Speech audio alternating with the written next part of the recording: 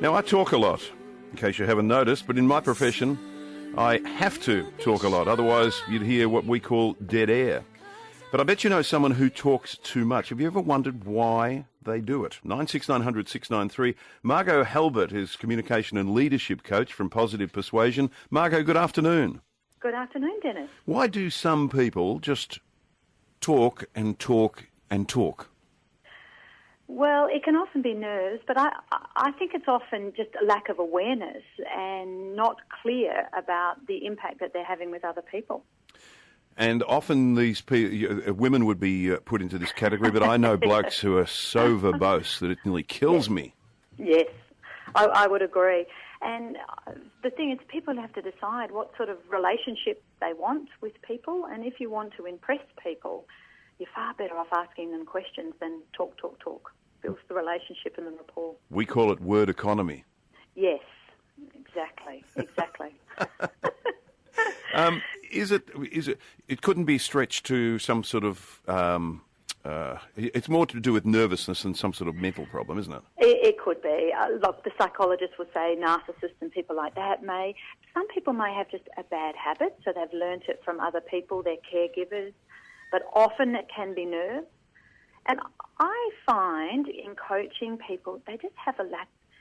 They want to do better, but they just don't know. So it's until they've had some feedback from somebody who's courageous enough to give it to them that they're perhaps talking too much. So when they come to you, what are some of the common threads of people? People come to you to achieve what? Well, I'm typically working in the corporate space, so they might be in a leadership role and they've had some feedback around their communication style. So listening or talking too much may be just one aspect. And in this, some of the press media around this at the moment is more in a social context, that people are at a function and we all have to go to networking events and people are not aware that they're boring. They need to. So are people who talk too much often not good listeners? Yes. Well, one of the rules I was given, Dennis, in my early days in sales training was always to remember you have a mouth and two ears and to use them in direct proportion. Listen twice as much as you speak. That is good advice. Listen and ask questions and try and be interested in the person you're talking to, especially if it's in a work environment or it's someone you've just met. Exactly. So for you, Dennis, talking with you, I was looking at your bio. So if I had met you for the first time, one of the things I'd ask you is, so tell me, Dennis, what is it about gardening that you love? Seeing my wife do it. Oh, you must love the joy. No, that's not true. The money you raise. Yes, no, we've raised a lot of money, and I do love the garden. I don't have the understanding, but I do love getting out, and I love a beautiful lawn and all of that sort of thing.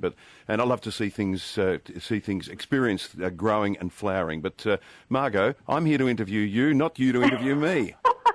But just notice, if I ask you something that you're excited about and passionate, you can hear your voice go up, and you start enjoying yourself.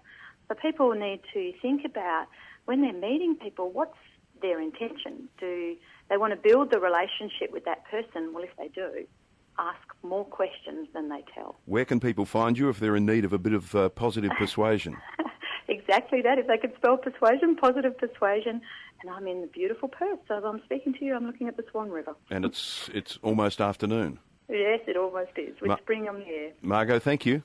Thank you, Dennis. Cheers. Bye. Margot Halbert from Positive Persuasion. 21 to 2.